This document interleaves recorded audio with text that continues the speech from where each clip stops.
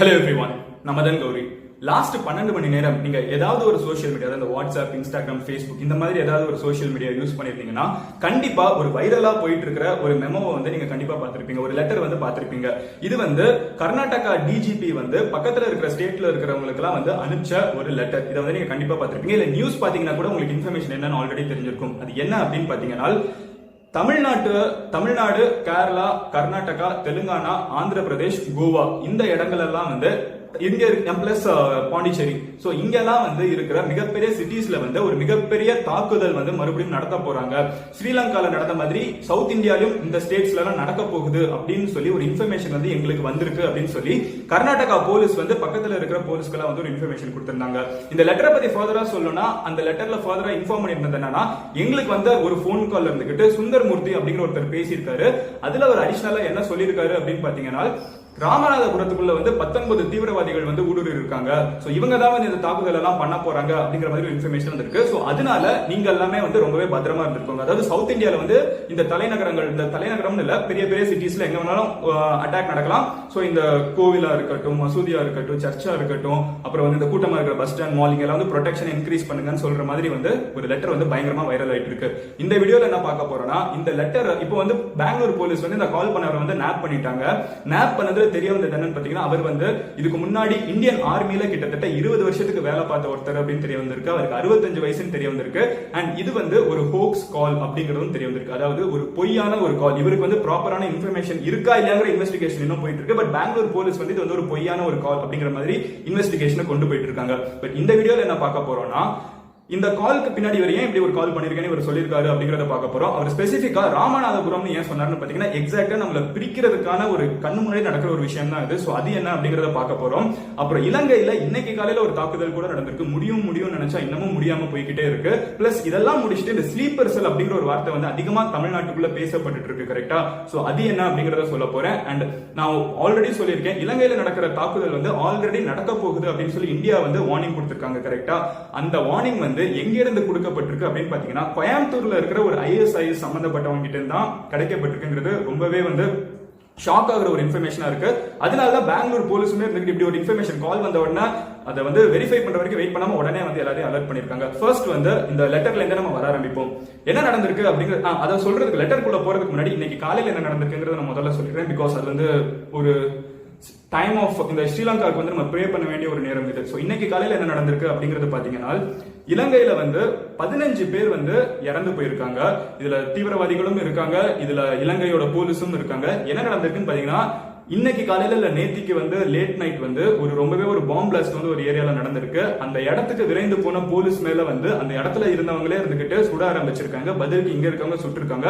இப்படி மாத்தி சுட்டதில்ல. நல்லா யோசிச்சுக்கோங்க. இது வரைக்கும் இலங்கையில நடந்தது வந்து குண்டு வெடிப்புகள் தான். பட் ஃபர்ஸ்ட் டைம் இப்போ ரீசெண்டா இந்த ஒரு அட்டாக் ஸ்ட்ரென்ச்ல வந்து ஃபர்ஸ்ட் டைம் வந்து துப்பாக்கி சூடு 2 சேரும் நடத்தப்பட்டிருக்கு. which means gun holding people வந்து உள்ளுக்குள்ள இருந்திருக்காங்க. சோ அப்படி ஒரு தாக்குதல் நடந்தப்போ வந்து 15 பேர் இறந்து போயிருக்காங்க. இன்னமும் இது கண்டினியூ ஆயிட்டு இருக்குங்கிறது ரொம்பவே சோகமான விஷயமா இருக்கு. இலங்கையில இருக்கிற மக்களுக்கு more strength to you அப்படிங்கறத நான் சொல்லிக்கிறேன்.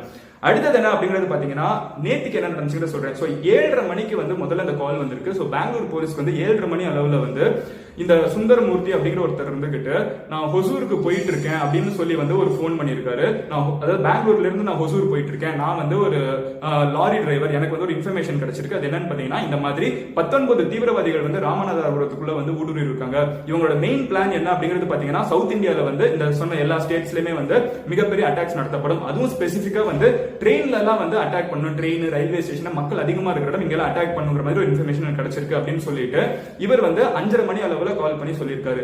இந்த இன்ஃபர்மேஷன் கிடைச்ச உடனே கர்நாடகா போலீஸ் இருந்துகிட்டு எல்லா ஸ்டேட் போலீஸையுமே வந்து அலர்ட் பண்ணிருக்காங்க. அதுக்கப்புறம் இந்த காலை யாரு பண்ணிருக்காங்கன்னு தேடியும் போயிருக்காங்க.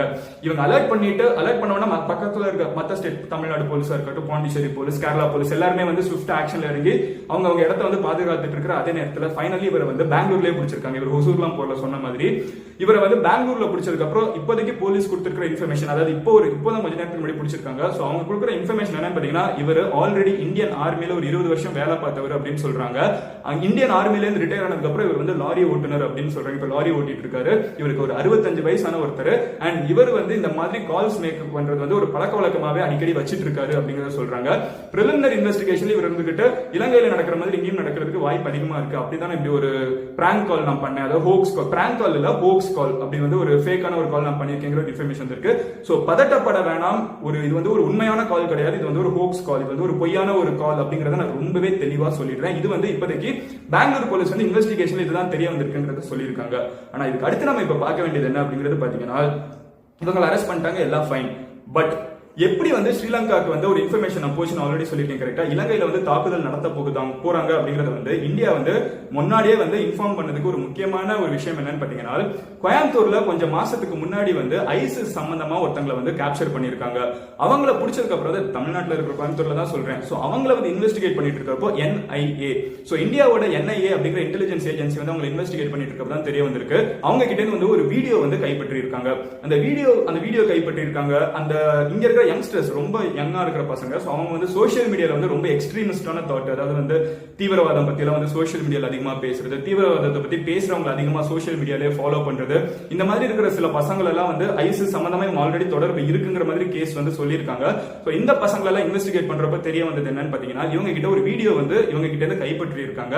சோ அந்த வீடியோல என்ன இருந்திருக்குன்னு பாத்தீங்கன்னா, ஒரு இஸ்லாமிக் ஸ்டேட், அந்த சிரியால இருக்க பிரச்சனை, அந்த ஈராக் பிரச்சனை, ஏதாவது ஒரு ஐசிஸ் சொல்றாங்களா, சோ அந்த தீவிரவாத அமைப்பை சார்ந்தவங்க இருந்துகிட்டு ஒரு கால் வந்து விடுறாங்க அங்க இருக்கிற ஒரு மக்களுக்கு. எங்க இருக்கிற மக்கள் அப்படின்னு பாத்தீங்கன்னா, ஸ்ரீலங்கா, தமிழ்நாடு, கேரளா, இந்த 3 இடங்கள்ல இருக்கிற யங்ஸ்டர்ஸ்க்கு வந்து நாம வந்து இங்க வந்து ஒரு மதசார்பான ஒரு இதை கொண்டு வரணும், அதுக்காக வந்து நீங்க தான் ஹெல்ப் பண்ணணும், வந்து எங்க கூட இணைங்கிற மாதிரி ஒரு வீடியோ ஃபுட்டேஜ் வந்து கிடைக்குது போலீஸ்க்கு. சோ இதை கிடைச்ச உடனே தான் வந்து NIA வந்து இருந்துகிட்டு இந்தியாவோட ரா கிட்ட சொல்றாங்க, இந்தியாவோட ரா ஏஜென்சி இருந்துகிட்டு ஸ்ரீலங்காவை அலர்ட் பண்றாங்க. சோ இப்ப போலீஸ் எல்லாம் பதறதுக்கு ஒரு முக்கியமான காரணம் என்னன்னு பாத்தீங்கன்னா, இப்படி கோயம்புத்தூர்ல ஒருத்தங்க கிட்ட வந்து தமிழ்நாடு, கேரளா, ஸ்ரீலங்கால இருக்கவங்களை வந்து கூப்பிட்டு ஒரு வீடியோ இருக்குன்னா வந்து இங்கேயும் ஆப்ஷன்ஸ் இருக்கலாம்ங்கிற ஒரு பதட்டத்துல தான் வந்து பிரிகாஷனரியா வந்து போலீஸ் இந்த ஒரு நிலைமையில தான் வந்து கரெக்டா ஒரு பிராங்க் காலும் வந்திருக்குது. அதனால வந்து பதட்டத்துல இவ்வளவு ஒரு சர்க்குலேட் ஆயிருக்குது, வாட்ஸ்அப்லயும் வைரலா போயிருக்குங்கிறது தான் இப்போதைக்கு இருக்கிற இன்ஃபர்மேஷன். சோ இதெல்லாம் நான் பேசிட்டு இருக்கப்ப நான் சொல்றேன்னு சொன்னேன். அவர் போன் பண்ணவர் இருந்துகிட்டு ஸ்பெசிபிக்கா ராமநாதபுரம் ஏன்னு சொன்னார்னு பாத்தீங்கன்னா, ஒரு மிகப்பெரிய ஒரு பிரிவினைவாதமே வந்து இதுல தான். நம்ம எப்படி பிரிக்கிறாங்கிறது ஒரு சின்ன விஷயம் சொல்றேன். சிம்பிளான விஷயம் பாத்தீங்கன்னா, தமிழ்நாட்டுல முஸ்லிம்ஸ் வந்து அதிகமா வாழ்ற ஊர்கள்ல வந்து ராமநாதபுரம் வந்து ஒரு முக்கியமான ஒரு ஊரு. சோ அவங்க என்ன நினைச்சிட்டு இருக்காங்கன்னா, தீவிரவாதம்னாலே வந்து இவங்களோட லிங்க் பண்ணிடலாம், அண்ட் ராமநாதபுரம்னு சொன்னா வந்து ஒரு நம்பகத்தன்மையை வந்து இன்க்ரீஸ் பண்ணுங்கிறதுக்காகவும், இது வந்து இலங்கை கிட்ட இருக்கு அப்படிங்கிற ஒரு காரணத்துக்காகவும் வந்து 19 பேர் அங்க இருக்காங்கன்னு சொல்றாங்க. So this is the classic example of separating us. நம்ம வந்து இது வரைக்கும் சாதாரணமா இருக்கிற மக்கள் கிட்ட இருந்துகிட்டு இந்த மாதிரி பிரிவினைவாதத்தை உள்ளுக்குள்ள இந்த மாதிரி ஹோக்ஸ் கால் பண்றவனா இருக்கட்டும், நம்ம கிட்ட பேசுறவனா இருக்கட்டும், இல்ல சோசியல் மீடியால பேசுறவனா இருக்கட்டும், இல்ல பக்கத்துல இருக்கிற ஃப்ரெண்டாவே இருக்கட்டும், திடீர்னு இந்த மதத்தை சார்ந்தவங்க இப்படி பண்ணலாம் அப்படின்னு ஒருத்தன் பேசினா, தயவு செஞ்சு அப்படி ஒரு விஷயத்தை வந்து அவங்கிட்ட இருந்தும் அழிச்சிடுங்க, அப்படிலாம் கிடையாதுடா அப்படிங்கறத சொல்லுங்க. நீங்களும் அப்படி ஒரு தாட்டை தயவு செஞ்சு மைண்டுக்குள்ள பிளான் பண்ணிடாதீங்க. அடுத்து நான் சொல்லணும்னு நினைச்ச விஷயம் என்ன அப்படிங்கிறது பாத்தீங்கன்னா, இந்த ஆக்சுவலா இந்த ராமநாதபுரம் சொன்னாலும் போலீஸ் கூட இன்னும் பதறி இருக்கலாம். அந்த அளவுக்கு வந்து ஒரு இமேஜ் வந்து கிரியேட் பண்ணி வச்சிருக்காங்க பாருங்க. சோ அது வந்து ரொம்பவே தப்பான ஒரு விஷயம். அடுத்தது என்ன அப்படிங்கிறது பாத்தீங்கன்னா, ஸ்லீப்பர் செல்னா என்ன அப்படிங்கிற ஒரு கேள்வி நம்ம எல்லாத்துக்குமே இருக்கும். அண்ட் இந்த இப்போ வந்து இந்தியன் கவர்மெண்ட் இல்ல, இந்தியன் இன்டெலிஜென்ஸ் ஏஜென்சி வந்து நிறைய இடத்துல பேசிட்டு இருக்கு, ஸ்லீப்பர் செல்ஸ் இருக்கலாங்கிற ஒரு பதட்டத்துல தான் இருக்காங்க. ஸ்லீப்பர் செல்னா என்னன்னு பாத்தீங்கன்னா, ஆல்ரெடி இவங்க வந்து சாதாரண மக்களா இருப்பாங்க, உங்களை என்னை மாதிரி நார்மல் மக்களா தான் இருப்பாங்க. பட் இவங்களுக்கு வந்து மேலிடத்துல இருந்து ஒரு கமாண்ட் வந்த உடனே, நீ போய் வந்து இந்த இடத்துல ஒரு அட்டாக் பண்ணு, நீ இறந்து போய் ஒரு சூசைட் பாம்பு பண்ணு, இல்ல வந்து நீ இந்த இடத்துல போய் 4 பேர் சாகடி அப்படிங்கிற ஒரு இன்ஃபர்மேஷன் மட்டும் உங்களுக்கு வந்துருச்சுனால், பொது வாழ்க்கையில இருக்கிற நார்மலான மனிதர்களே இருந்துகிட்டு அவங்களோட வேலை அது வரைக்கும் அவங்களுக்கு வந்து ப்ராப்பரா ட்ரைனிங் எல்லாம் கொடுத்து அவங்க வந்து ரெடி பண்ணி வச்சிருப்பாங்க. சோ இப்படி ஒரு இன்ஃபர்மேஷன் மட்டும் வந்த உடனே அவங்களோட பொது வாழ்க்கையில இருந்து அவங்க விடுபட்டு அவங்க வந்து அந்த ஒரு தாக்குதலை பண்ணுவாங்க. இந்த மாதிரி இருக்கவங்களை வந்து கண்டுபிடிக்கிறது ரொம்பவே கஷ்டமான ஒரு விஷயம். பிகாஸ் அவங்க டே டு டே லைஃப்ல இருக்காங்க. அவங்க வந்து தீவிரவாதிகள்னு சொல்றது ஸ்லீப்பர் செல்ஸ், அவங்க வந்து தீவிரவாதிகள் கிடையாது. சொன்ன உடனே போய் பண்றப்பதான் தீவிரவாதிகள், அது வரைக்கும் நார்மல் மனுஷங்களா இருக்காங்க. இலங்கையில இப்ப நடந்ததுல கூட பாத்தீங்கன்னா, ஒரு பெரிய தொழிலதிபரோட பசங்க 2 பேரு, ஒருத்தங்களோட மனைவி ஒருத்தங்க, இந்த மாதிரி இன்ஃபர்மேஷன் எல்லாம் வர்றப்ப வந்து இவங்க நார்மல் லைஃப்ல இருக்காங்க. அவர் வெளிநாட்டுல போய் படிச்சுட்டு வந்த ஒரு பையன் இருக்கான், அப்புறம் வந்து ஒரு பெரிய பிசினஸ் மேனோட பையன் ஒருத்தன் இருக்கான், அவங்களோட மனைவி நார்மலா நல்லா பழகிட்டு இருக்க, பக்கத்து வீட்டுல இருக்கவங்க கூட தெரியல இப்படி இவங்க மாறுவாங்கன்னு. சோ இந்த மாதிரி சில பிரச்சனைகள் இருக்குது. ஸ்லீப்பர் செல்ஸ் வந்து கண்டுபிடிக்கிறது ரொம்ப கஷ்டமான விஷயங்கிறதுனால தான் இந்தியன் கவர்மெண்ட் மட்டும் இல்ல, உலகத்துல உலகத்தில் இருக்கிற எல்லா கவர்மெண்ட்டுமே வந்து அதிகமா பதவிட்டு இருக்காங்க. ஐசிஸ் அப்படின்னு சொல்லப்படுற இந்த தீவிரவாத அமைப்பு வந்து இப்போ ஈராக்ல மிடில் ஈஸ்ட்ல வந்து பயங்கரமா வந்து ஒடுக்கப்பட்டு இருக்கு. சோ அவங்க ஒடுக்கப்படுற இந்த ஒரு நேரத்துல வந்து அவங்க கையாளுற ஒரு விஷயம் தான் வந்து இந்த ஸ்லீப்பர் செல் அப்படிங்கிற ஒரு அட்டாக் கேட்டகரி. சோ இதை வச்சுதான் வந்து இப்ப அமெரிக்காவே வந்து அதிகமா இந்த மிடில் ஈஸ்ட்ல வந்து அவங்க ஃபேஸ் பண்ற ப்ராப்ளமே வந்துகிட்டு மக்களை வந்து ஒரு இடத்துல இன்னொரு கூப்பிட்டு போறப்ப பொதுமக்கள் நினைச்சு கூப்பிட்டு போறப்ப அதுல எத்தனை பேர் ஸ்லீப்பர் செல்லா இருப்பாங்கிறது அவங்களுக்கே தெரியல. அந்த ஸ்லீப்பர் செல் தாக்குதல்களாலே வந்து நிறைய அமெரிக்கன்ஸ் மிடில் ஈஸ்ட்ல இருக்கவங்களே வந்து இறந்து போயிட்டு இருக்காங்க சொல்றாங்க. சோ ஸ்லீப்பர் செல்னா இதுதான். சோ இந்த துப்பாக்கி படத்துல கிளாசிக் எக்ஸாம்பிள் தான் காமிச்சிருப்பாங்க. நார்மல் லைஃப்ல இருக்கிறவங்க திடீர்னு வந்து தன்னைத்தானே மாய்த்துக்கிட்டு இல்ல இன்னொருத்தங்களை கொல்றதுக்கு ரெடி ஆறவங்க. ஒரு மேல இருந்து ஒரு கமாண்ட் வந்த உடனே மேல இருந்து நான் என்ன சொல்றேன்னா இந்த மேல் இடத்துல இருந்து வர கமாண்ட் அப்படிங்கறத வந்து பேசிக்கா நான் சொல்ல வரேன். சோ இதுதான் இப்போதைக்கு இருக்கிற நிலவரம். நான் எது என்ன சொன்னாலும் நான் ஃபைனலி முடிக்கணும்னு நினைக்கிற ஒரே ஒரு விஷயம் என்ன அப்படிங்கிறது பாத்தீங்கன்னா, சின்ன வயசுல நான் படிச்ச ஒரு கதை இப்போ இதுக்கு ஒரு சின்ன குழந்தைங்களுக்கு சொல்ற ஒரு கதை தான். இருந்தாலும் அது உங்ககிட்ட சொல்லிட்டு முடிச்சா இப்போ கரெக்டா இருக்கும் அப்படின்னு தோணுது. ஃபர்ஸ்ட் என்னன்னு பாத்தீங்கன்னா, ஒரு அப்பா இருந்துகிட்டு பசங்களை எல்லாத்தையும் கூப்பிட்டு வந்து அவர் மரண படுக்கையில இருக்கிறப்ப வந்து ஒரு குச்சி எல்லார் கையிலுமே கொடுத்துக்கிட்டு இதை உடைங்க அப்படின்னு சொல்றாங்களாம். உடனே அந்த பசங்க எல்லாருமே கையில இருக்கிற குச்சியை வந்து உடைச்சிடுறாங்களாம். அதுக்கப்புறம் அந்த அப்பா வந்து சொல்றாராம், அவரோட ஒரு 5 பசங்க இருக்காங்க. உடனே அந்த 5 பசங்க கிட்டையும் தனித்தனியா குச்சியை கொடுத்துக்கிட்டு உடனே சொல்லி ஒரு குச்சியும் உடைக்க சொல்றப்போ 5 பசங்களும் குச்சியை உடைச்சிடுறாங்க. இப்போ அந்த அப்பா சொல்றாரு எல்லா குச்சியும் வந்து மறுபடியும் 5 குச்சி எடுத்துட்டு வாங்கன்னு சொல்றாரு.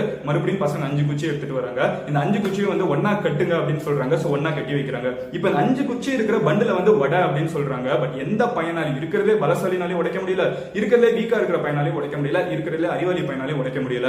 சோ அப்ப அவங்க அப்பா வந்து மரணப்படுக்கையில இருக்கிறப்ப சொல்றாங்க, இங்க இருக்கிற மக்களா இருக்கட்டும் மனிதர்களா இருக்கட்டும் எல்லாருமே வந்து நீங்க 5 பேர் வந்து ஒன்னா இருக்கிற வரைக்கும் உங்களை யாராலையும் உடைக்க முடியாது. இங்க இருக்கிற யாராவது ஒருத்தங்க இந்த இடத்துல இருந்து வெளியே போனீங்கன்னா கூட உங்களை எல்லாத்தையும் உருவி எடுக்கிறதும் ஈஸி, உடைக்கிறதும் ஈஸி அப்படிங்கறத சொல்றாங்க. So unity is strength. தயவு செஞ்சு அதை மறந்துட வேணாம். நம்ம எல்லாம் இந்த குச்சி மாதிரி தான். நம்மள உருவுறதுக்கு 1000 பேர் சோசியல் மீடியால இருப்பாங்க, 1000 பேர் நம்ம கூடவே இருந்துட்டு இருப்பாங்க. உருவ விட்டுறாதீங்க. நம்ம வந்து இப்படி ஈஸியா ரிமூவ் பண்ணிட்டாங்கன்னா individual sticks can be easily broken. எல்லாத்தையும் உடைச்சு கடைசியில் நம்மளையும் சேர்ந்து உடைக்க தான் செய்வாங்க. இந்த கொள்கைகள் அப்படி இப்படின்னு சொல்றவங்களுக்குலாம் வந்து இது வந்து தீவிரவாதிகளை தாண்டி பயங்கரவாதிகள். அட்டாக்கிங் பீப்புள், இன்னோசன்ட் பீப்புளை கொல்றவங்களுக்கு மதம் கிடையாது. மதம் வந்து தயவு செஞ்சு இது கூட ரிலேட் பண்ணாதீங்க அப்படிங்கறத சொல்லிட்டு இந்த வீடியோ முடிக்கிறேன். சோ யூனிட்டி இஸ் ஸ்ட்ரென்த்ங்கிறத மட்டும் ஞாபகம் வச்சுக்குவோம். ஈஸியா அமைதியா இருக்கிற நேரத்துல அமைதியை நிலைநாட்டிடலாம், எல்லாரும் கூட அன்பா இருக்கலாம். பட் பிரச்சனைன்னு ஒண்ணு இருக்கிறப்போ, பதட்டத்துல இருக்கிறப்போ அடுத்தவங்க கிட்ட அன்பு காமிக்கிறதுல தான் வந்து உண்மையான தைரியமே இருக்கு. நம்ம தைரியசாலியா இருப்போம், அன்பை நோக்கி போவோம். ஜெய்ஹிந்த்.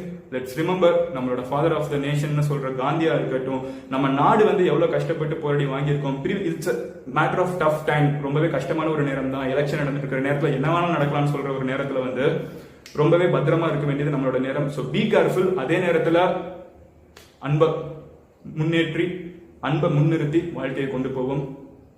Piece is more important than anything and more strength to Sri Lanka. And இது வந்து ஒரு ஹோக்ஸ் லெட்டர்ங்கிறத நல்லா ஞாபகம் வச்சுக்கோங்க. இதை உங்க ஃப்ரெண்ட்ஸ் கிட்ட ஷேர் பண்ணுங்க, யாரையும் விட்டுறாதீங்க. நாளைக்கு உங்களை இன்னொரு வீடியோல பார்க்குறேன். Until then, bye. Madan Gowri signing off here. Be careful, stay safe and love, peace. Cheers. Jai Hind.